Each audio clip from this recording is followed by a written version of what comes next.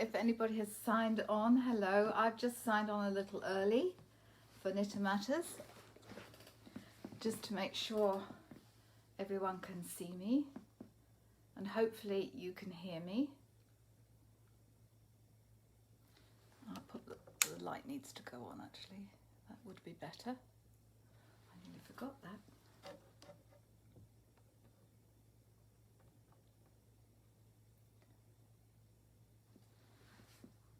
I need to turn that down a little bit.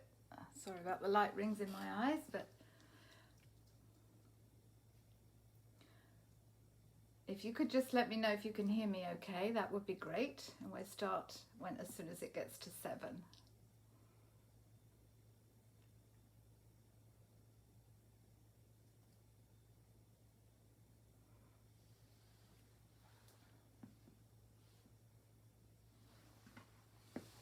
I just signed on a little early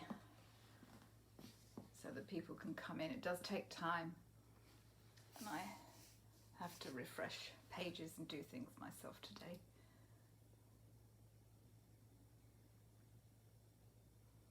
So we'll give it another minute.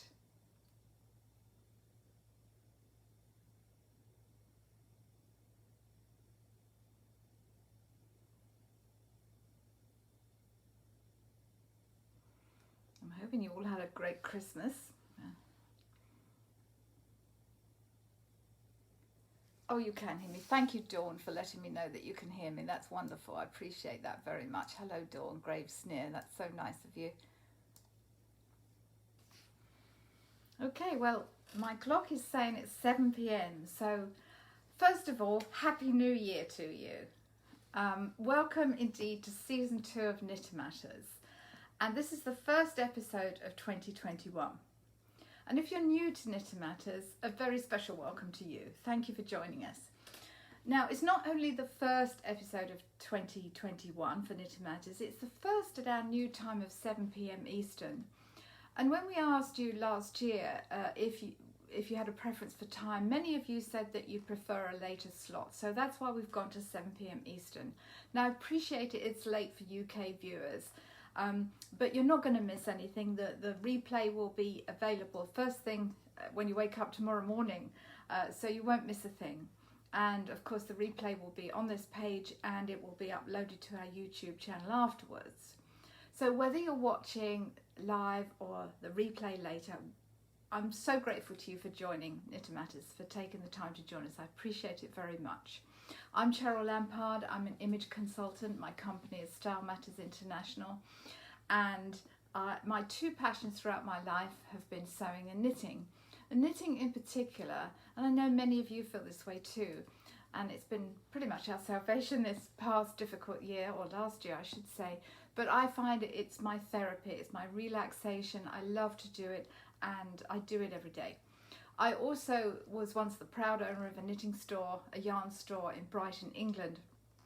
And one of the great joys, as if being surrounded by all that beautiful yarn isn't good enough, one of the great joys of owning a yarn store is that you get to teach people how to knit. And it was really my pleasure to be able to do that. And it's again my pleasure to be able to do that all these years later, albeit via a different platform. Now, I'm flying solo this week. If you've watched Knitter Matters before, you'll know that I have somebody helping me with the camera, but I have no one operating the camera today, so I'm on my own this week. So I'll have to get the lens in the right place in a minute, and I have to remember to do a bunch of other things.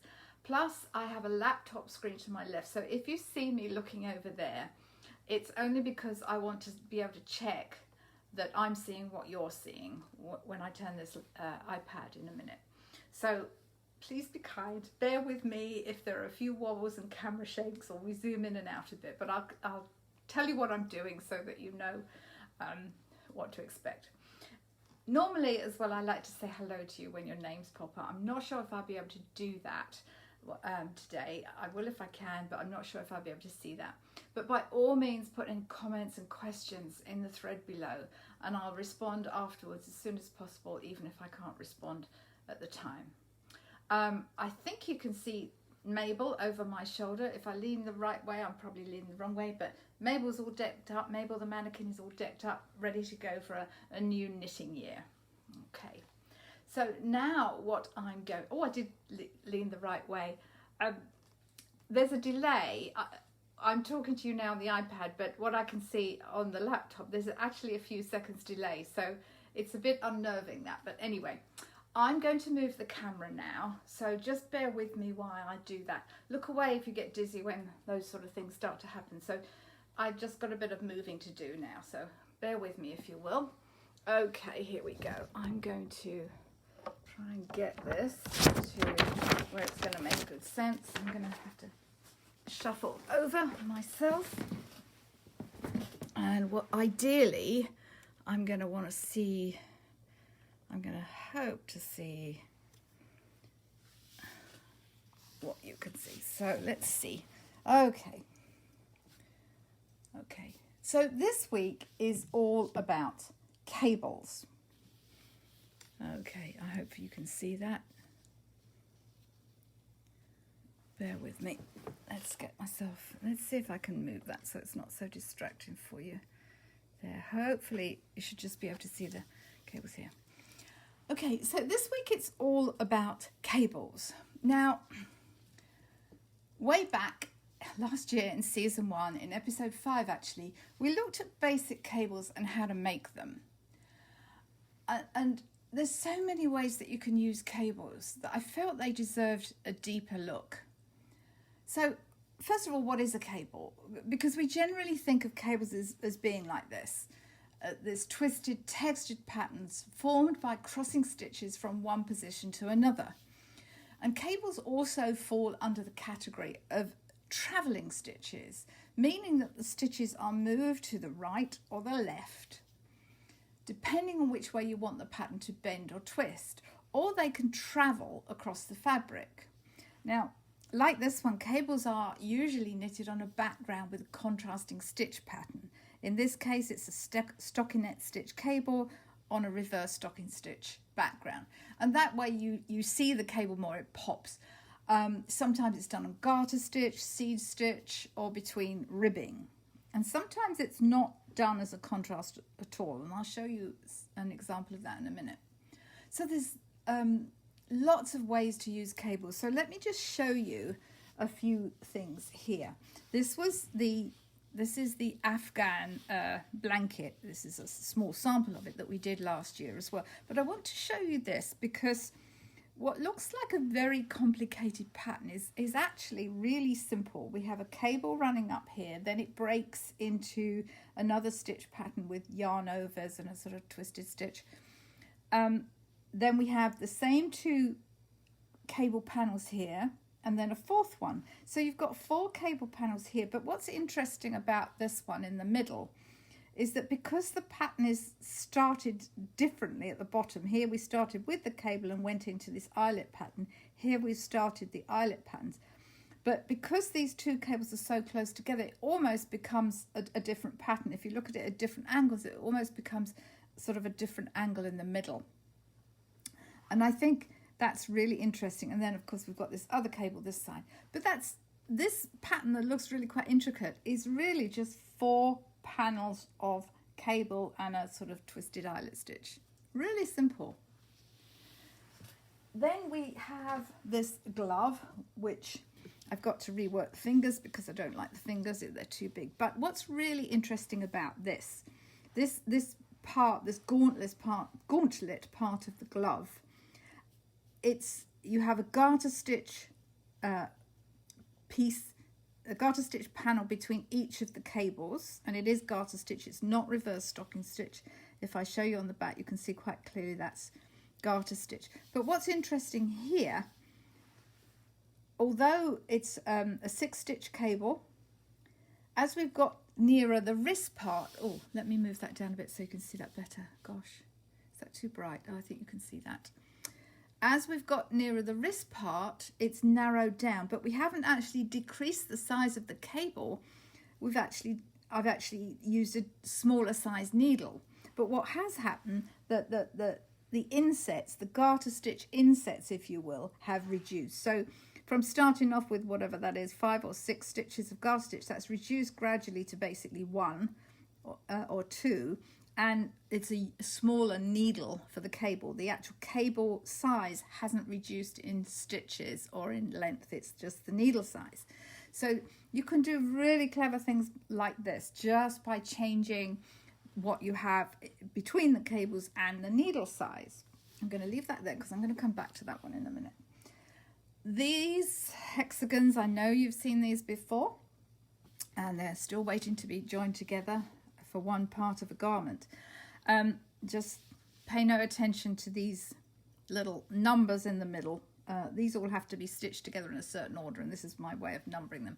But look how cables have been used here. This is a pattern by Nora Gohan.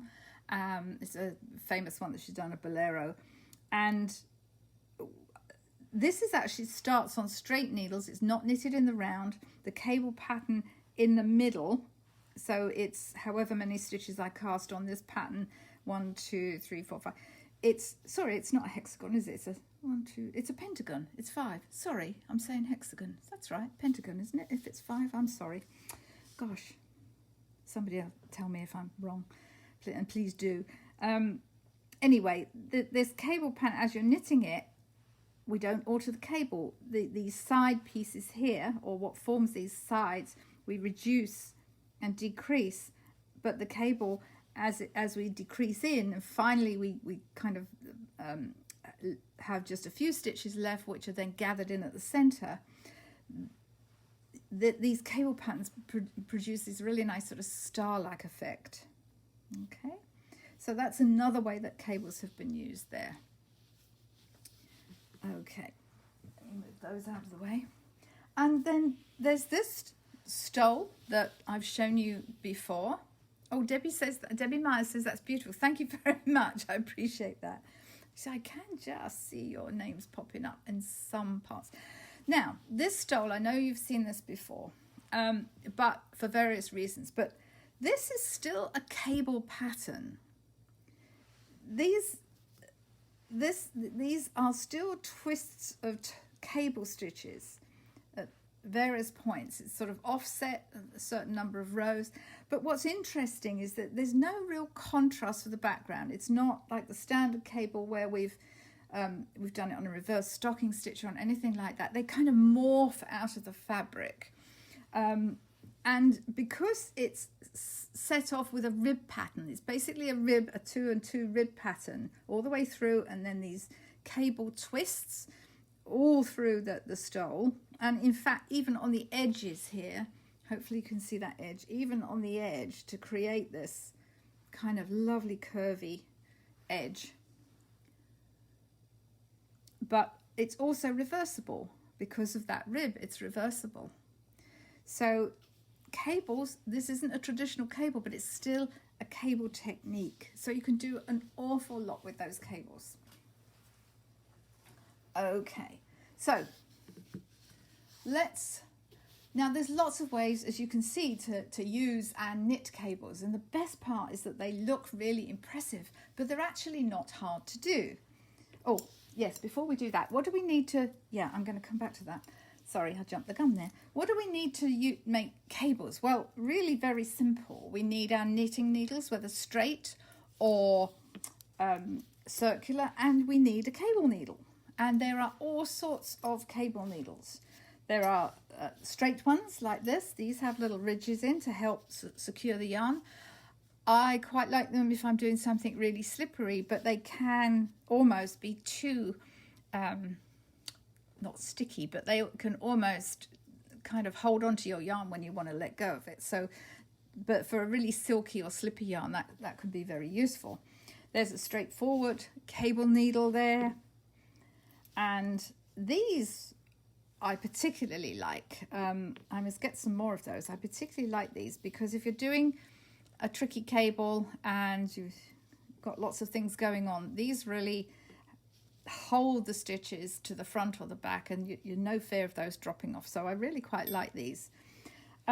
If you don't have a cable needle, you can use a double pointed needle, a short double pointed needle like this one. In a pinch, you can even use something like a cocktail stick. It works, believe me, I've done it. or if you've lost your cable needle down the side of the chair or the back of the sofa, which happens to us all and happens quite a lot, then if you've got a cocktail stick or a pick, you can use that until you can find your cable needle.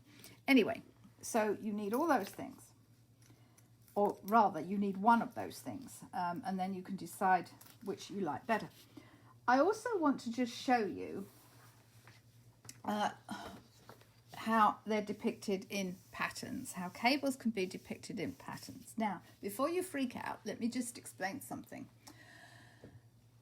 Patterns, older patterns in particular, would write out the cable instructions, and some still do, and there's nothing wrong with that. But if you've got a really complicated cable pattern, that's a lot of instructions, and then it's very easy to lose your place, and it can be very frustrating. More often now, patterns have charts, and some patterns have charts and written instructions. They have both. But I know this freaks people out, but don't be freaked out by this. They can seem intimidating, but once you understand how to read them, and you know what you're going to be knitting with it, and you see the finished result on the picture, on the pattern, or whatever it is, there really is something that I find very helpful about a chart.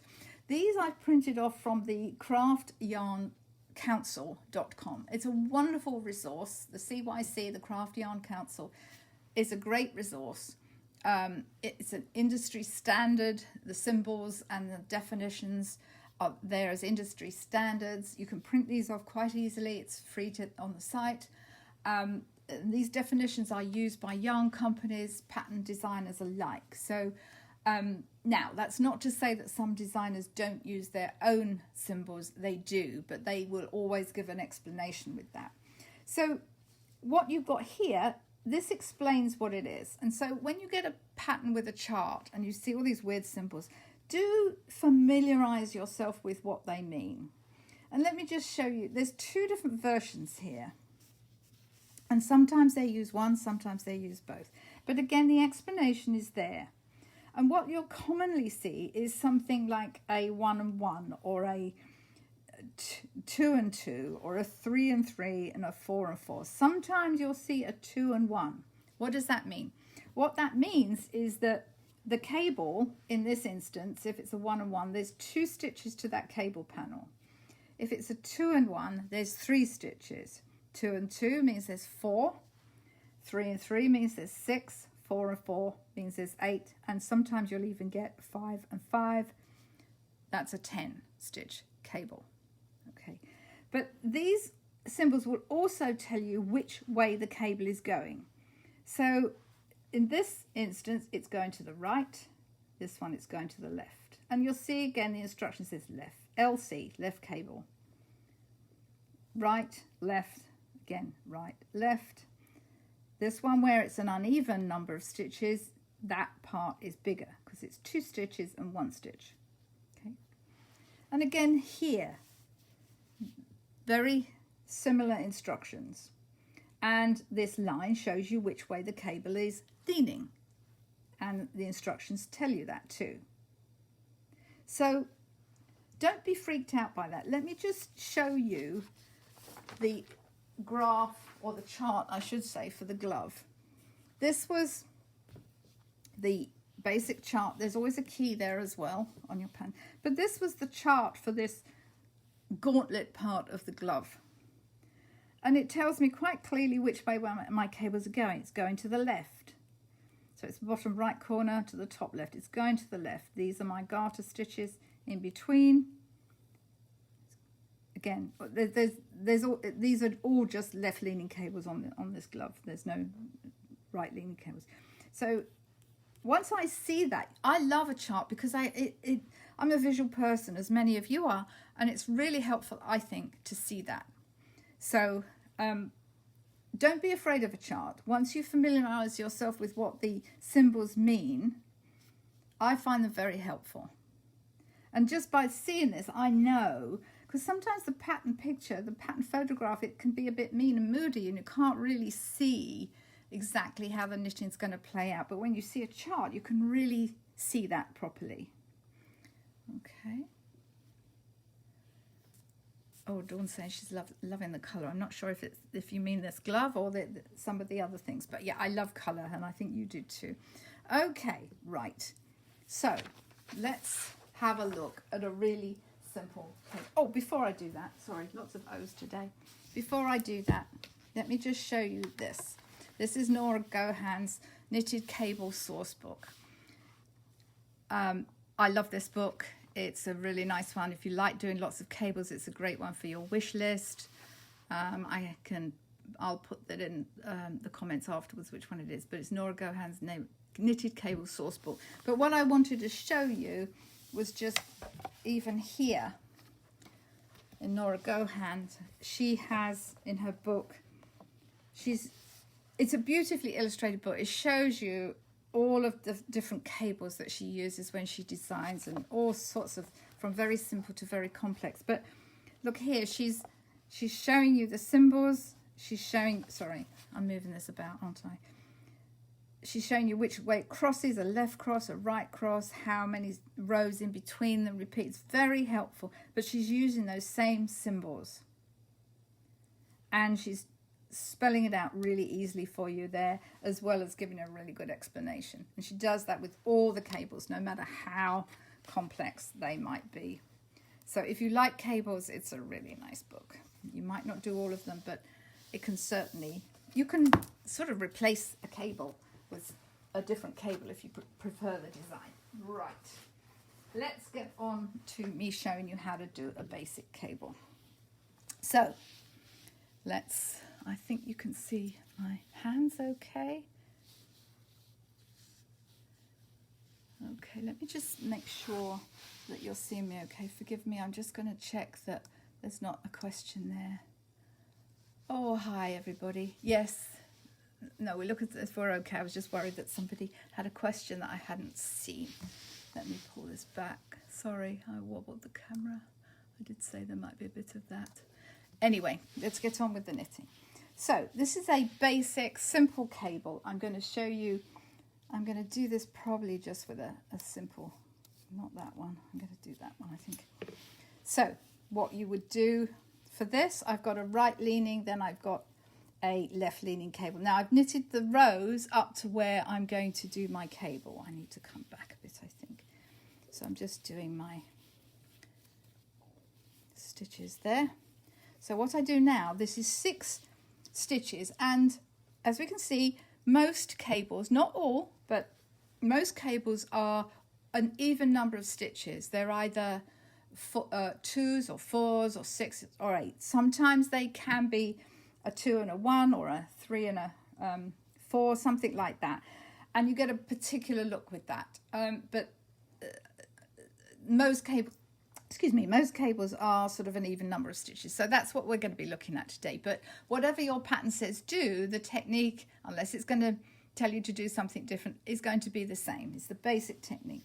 So what I'm going to do now is slip these next 3 stitches onto my cable needle, and I slip them purlwise, as you could see, in terms of, I didn't take them off that way, I took them off this way, not that way. Unless it says do it differently, you always slip them off purlwise. So I'm holding that to the back of my work, and I'm just holding that between my fingers there, and I'm going to knit these 3 stitches. So my left stitches are traveling now to the right. Now I'm going to knit these off my cable needle. If you're not comfortable knitting them off the cable needle, you can just put them back on your left hand needle. Now I'm going to purl to the next cable. You can see that's already moved over. So for my left leaning one, I take these next 3 stitches off here and I put them to the front. No, yes, yeah, that's right. Mind blank then. So these are now at the front. So for a right leaning cable, I did them to the back. For the left leaning cable, they're coming to the front. And I'm going to knit those 3 stitches off this side. Oh, try not to drop them, Cheryl.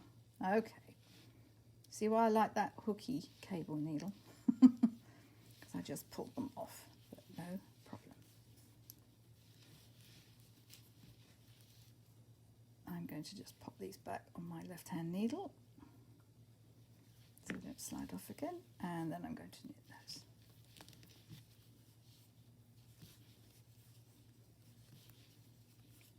Okay, and there, that is all there is to a basic cable. Really not tricky.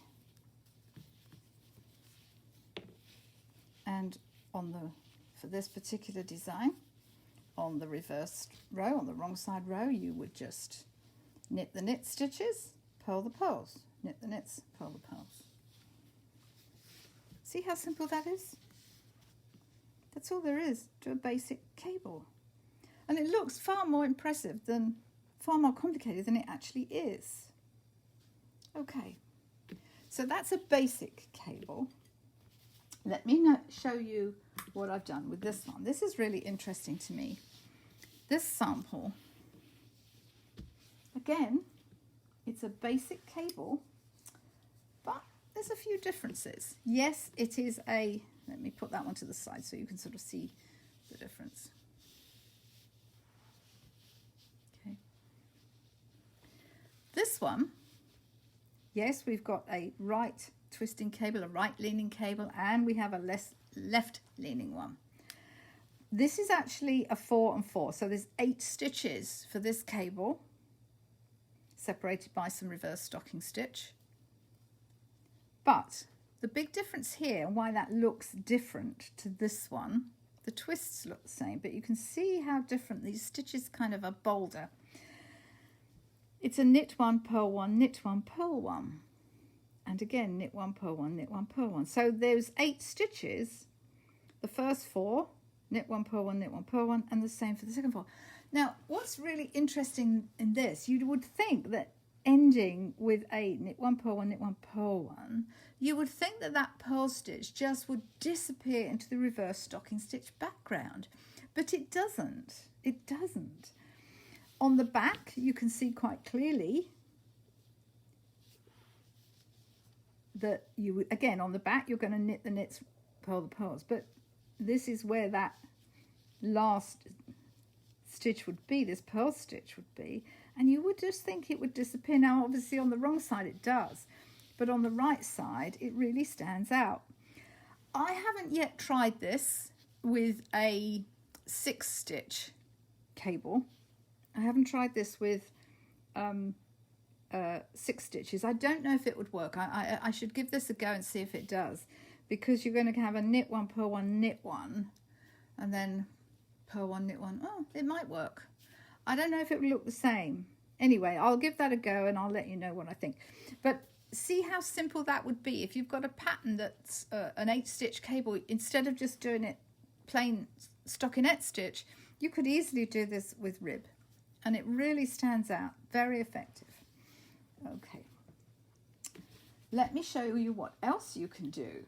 Here's another way of making a cable interesting. This one, I have introduced a second colour. Now, this is done with 6 stitches, so it's 3 and 3. And back last year in episode 6, we did a technique called intarsia, where each block of colour has its own bobbin, a yarn bobbin like this. Now, also in the following episode, in episode 7, we did 2-stranded knitting, where the yarn is carried across the row because you're using the 2 colours all the time, and it's caught by the other yarn, creating what's known as floats. Now with this cable, I'm doing a bit of both, because I need to make sure I twist my yarns together when I have a colour change. Otherwise, I'm going to get a hole. And that's an intarsia technique. You have to twist the yarns together so you don't get a hole. But I'm also, wanting to move the colour over. So I don't really want a separate bobbin for each block of colour. And imagine if this was on a sweater and I had several cables going. Now imagine how many times I'd have to have a bobbin. I'd have to have one here, I'd have to have one there, I'd have to have another one here, and then when I get to the new cable, another one So I could end up with something like a dozen bobbins hanging from my sweater that I'm knitting just for the cables. So I've sort of cheated a bit, and I've kind of done a bit of both. I've carried the yarn across the back, and I've made sure that I've twisted my stitches whenever there's a color change, because I don't want that hole. Now, what you do get with that, you get this part is slightly thicker than this part. I don't mind that. I think it's texture, and I love that. I love that you can really see the path, if you will, of the cable. I think that's so cool. If you have trouble understanding how those cables work, this is really cool. You can see how it snakes up the length of the knitting, if you will. But if you are doing a very high contrast, maybe a light color and a dark color, you would certainly want to make sure there was no show through from the dark and the light from your cable. But you would have to swatch that, which of course you would do anyway.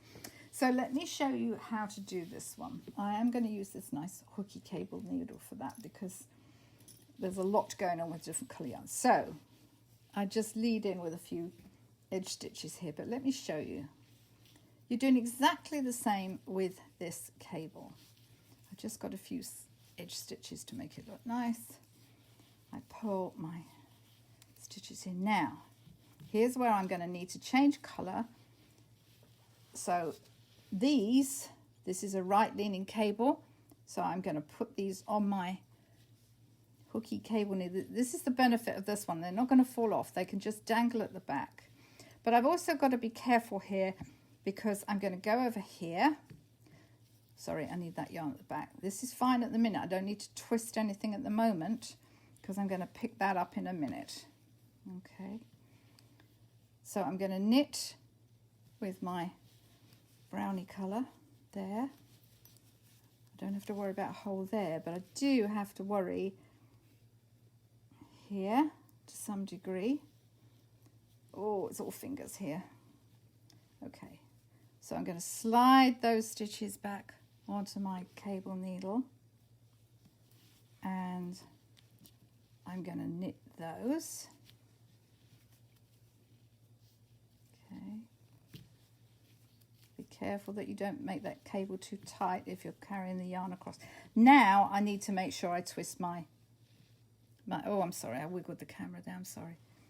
Now I need to make sure that I twist my yarns so that I don't get a hole, because I'm going back here to to purl. So I want to make sure that I'm not going to get a hole. I just twist those together at the back. I'll bring that forward and do my purl. Okay. So it's exactly the same treatment for that cable. But you can see there, I've twisted that. So this is coming out here now, but I have to twist that one. And on the reverse row, if I'm going back along here, I need to make sure I twist that again when I change my color there. Otherwise I'm going to get a hole between the two. Okay. That makes sense? I hope so. So you can really have fun with that. Really is a nice technique. Very simple, really nice technique. So lastly, I'm going to show you, remember I said, showing you a lot today, aren't I? Sorry, it's a lot to take in, but I know many of you really love cables and you find them intimidating, so I wanted to take the fear factor out of that. Remember I said early on that travelling stitches, oh, we're overrunning by a minute or so, I hope that's okay. This is how a cable essentially travels across the fabric. It's still a cable technique, but we're not doing the twists and turns that we've been seeing. It's very simple to do. So all I'm going to do here is I'm going to just work up to where my right and left traveling stitches are. I'm going to stop 2 stitches beforehand.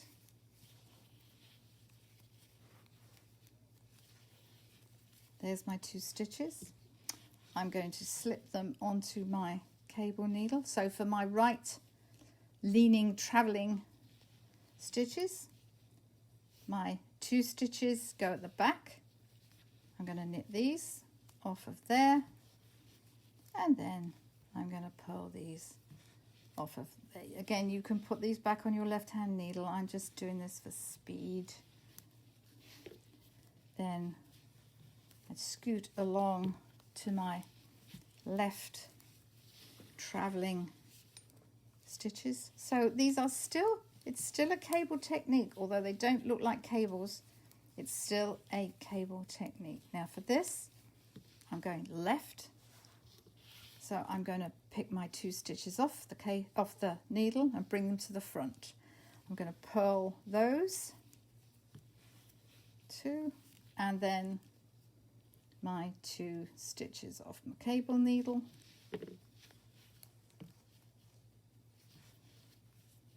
And then I would continue to purl. Now, of course, you could do that in different colours. You'd still have to do that. You'd certainly have to sort of have different colour bobbins on those, on these travelling stitches, because you wouldn't want to carry the floats all across that. But you see how simple that is. Okay, so that's quite a lot, I know. I am now going to move the camera back up. I'm going to reposition it, so look away again if it makes you dizzy. I'm going to return the light to the upright position here. Stow your tables. Hopefully you'll be able to see me as I sign off. So, oh, are we wonky? Let me just see what you're seeing. Hopefully you're still seeing. Okay. Well, that was all about cables. Again, you know, a quick run through of cables, but I wanted you to see how differently you can use them and how much fun you can have with them. So thank you for joining. Oh, can you see me? Yeah, sorry, I've just seen on the laptop. Yeah, there we are. Gosh, sorry about the delay, but I can't see this side of the iPad. I can only see what's going on the laptop. Oh dear, I've got that too high, I think. Let me come back a bit. That might be better. Okay, don't forget our friends at Mary Maxim are offering a 20% discount from marymaxim.com. I hope you can see that. It's 20% off of one item. That would be the highest priced item in your cart if you use the promo code Cheryl at checkout. But you must use that promo code to get the 20% off. And it's marymaxim.com.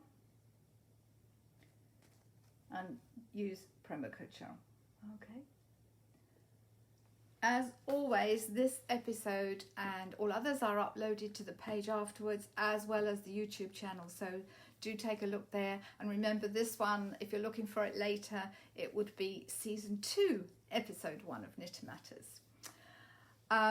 Any questions during the week, feel free to put them in the comments and threads. I hope you've enjoyed this episode of Knitter Matters, and I hope my operating the camera didn't make you too seasick. Thank you again very much for watching Knitter Matters. I hope you found it of interest and useful in your knitting. Join me again next Tuesday at 7 p.m. Eastern for another episode. Until then, stay safe, stay well, stay calm, and stay knitting. Bye for now. Thank you again.